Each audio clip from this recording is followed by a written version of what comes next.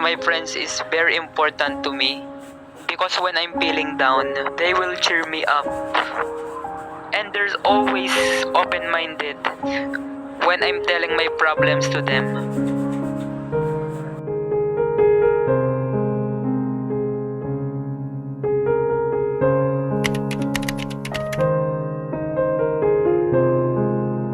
For me, depende kung anong dapat kong ipakita at ipaliwanag sa kanila.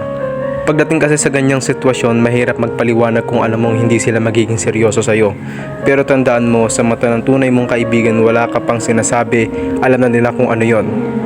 At hindi mo na kailangan magpaliwanag.